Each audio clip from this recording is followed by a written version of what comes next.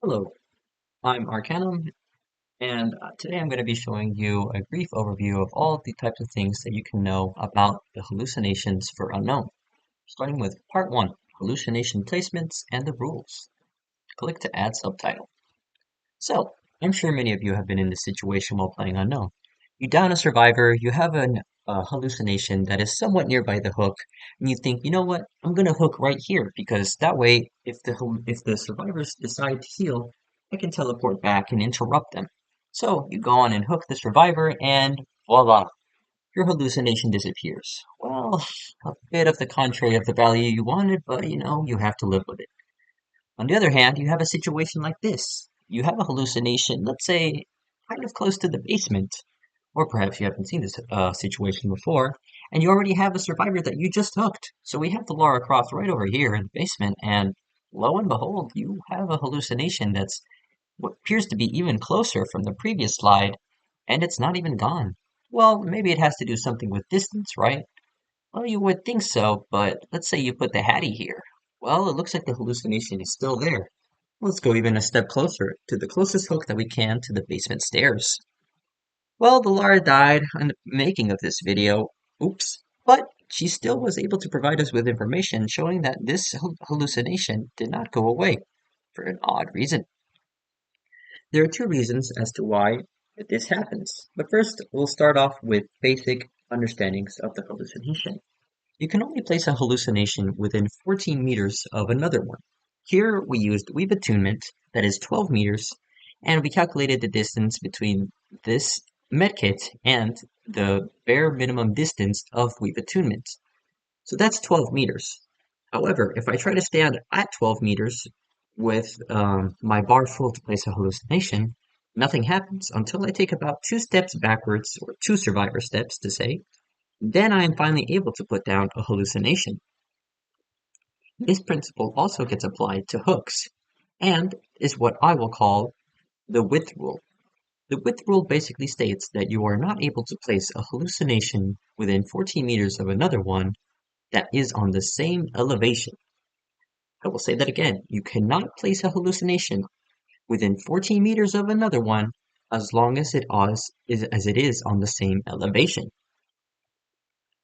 Now, as you can see in this next example, that kind of gets contradicted because you have a hallucination right snap dab in the middle. There is another one that's not, doesn't even look to be about 10 meters away from it, and it's still being placed. It hasn't been removed or anything. So what gives? So, as you can guess, since with what I said beforehand, the difference is elevation. The and this is going to be the elevation rule. The elevation rule basically states that you can only place a hallucination within 14 meters of one another as long as there is 2 to 3, depending on where you measure, from the head to the head, or feet to the feet, or head to the feet of the hallucination. So, that is why you are able to put a hallucination both above and below a hook, and it will not get destroyed because the hook, when it has a survivor on it, has both of these principles applied to it. So these hallucinations will stay there, and you can place them because of the difference in elevation.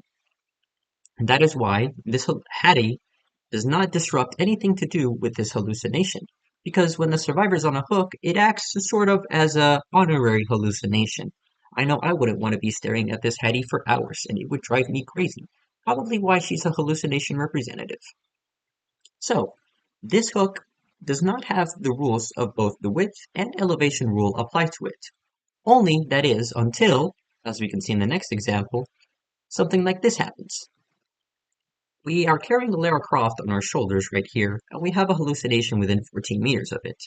If we were to say that this hallucination was wearing high heels, maybe Prada brand, and was about 1 meter off the ground, then in the next slide you could see there would have to be this removed because it is within both the elevation and the width rule.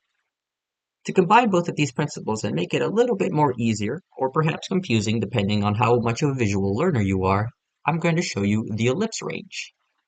The ellipse range is basically the combination of both the width and elevation rule.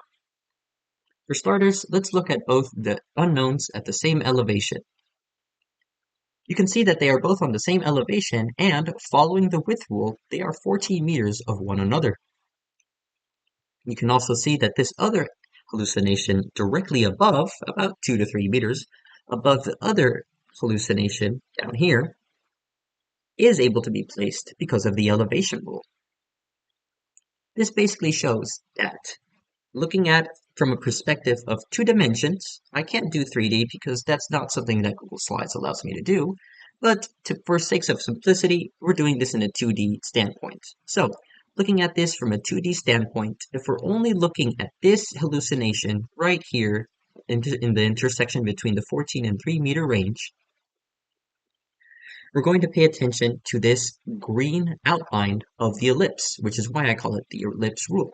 You can place a hallucination within the entirety of this range of the ellipse because it is either going to be 3 meters above or 14 meters across or a combination of the two, which is why this hallucination on the stairs of the basement on RPD is able to be diagonally set across from this hallucination. And every hallucination has this ellipse rule applied to it because it is both a combination of the elevation and the width rule, which is why you can place 1, 2, 3, 4 hallucinations in the same corner of the map and they're not even about a good 24 meters of one another. Talk about some pressure. Once again, I can illustrate this point to you by showing a hallucination that is directly above a hook.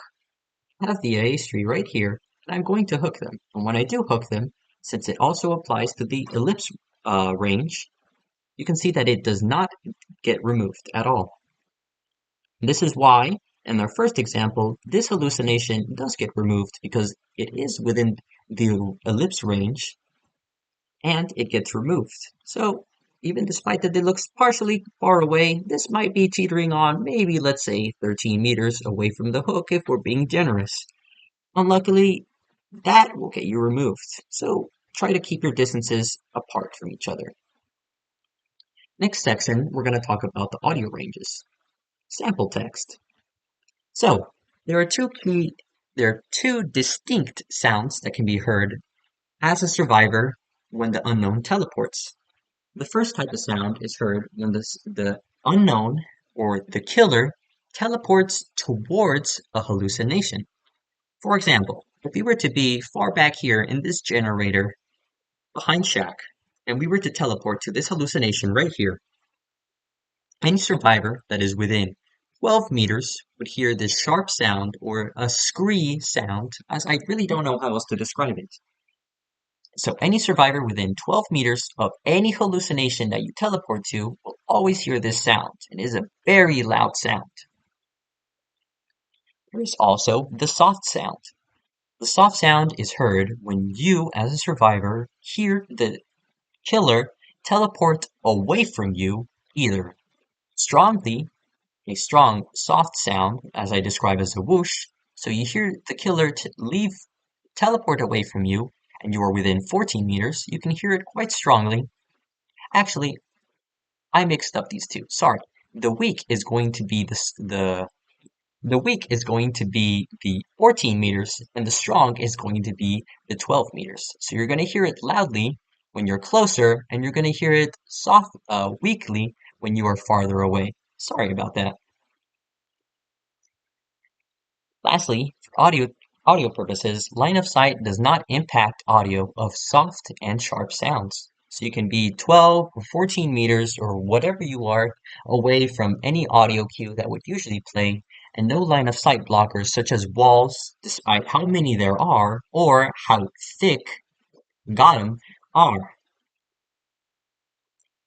Lastly, we're going to talk about some minor details you can do with the prompts and hallucinations. For example, there are some certain interactables that you can interact with as Survivor that has a set distance that you can place a hallucination from. This applies to some, but not all the interactions in the game. You can see here that I cannot place a hallucination anywhere near this exit gate, even between about 2 meters away from it. However, if I get even a little bit farther, I am able to place the hallucination. However, for other important stuffs, important interactables, you can place your hallucinations and try to mix up the prompts for survivors, such as generators. You can basically see that that's about maybe 1.5 meters away from the generator. And if a survivor doesn't have a carefully bounded um, keys, either on controller or keyboard, depending on how they play, they may be forced to dispel the hallucination. This Nia, for example, if not looking directly forward towards the generator and instead is looking partially to the left towards the hallucination, is going to be forced to dispel. You can do these with some pretty interesting and finicky interactions to make for some hopeful plays. Now, you can also do these with items. However, you have to keep in mind that you cannot just place a hallucination on top of an item and just forget about the width or elevation rule. So that is to say, you can't just play with Franklin's and have four lines of items right on front of each other. You have to make accommodations and have one hallucination at least 14 meters of another one, which, if you think about it, would be a good way to get weave attunement value since you can only see them between 12 meters. So at least you have a 2 meter buffer from one another. He's gonna window vault. He did that on accident trying to vault back, by the way. Is he a contemplator? He's a contemplator! No! Thank you, Watts. In that example above, you could see how the Skull Merchant drone is able to be placed so close to the window that it blocks the prompt for the unlucky controller player. Bless your soul, controller players. I am one too. Please rebind your keys. It doesn't take that long. Whatever you want.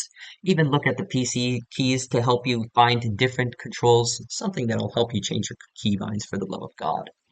Anyways, you are able to put hallucinations closely, very closely enough that you can block the prompt for a window, obviously depending on the angle that the survivor is running to and where from. So you can use these in very interesting ways. For example, if this hallucination husk is standing upright, it will basically be forcing the survivor to go to the shack pound because there is both the hesitation that you will teleport to it and that it can block the prompt. However, if the hallucination is slumped down, you can just only know that your only form of lethality in this case, other than your UVX, is going to be blocking the prompt. You can also use these in several areas of the map that are more interactive and powerful, such as pallets, but I don't find much use out of pallets as survivors typically just run away from the loop. You can also put these in lockers to either try to prevent people from using head-on from you in specific areas, or just trying to prevent people from instantly going inside of a locker and avoiding barbecue. Lastly, you can put hallucinations in very arbitrary locations that you usually cannot get to with conventional manners. However, I think you are still able to put these in these unconventional manners because the survivors should still be able to dispel your hallucinations. That is all I have for you today. Thank you. Have a nice day.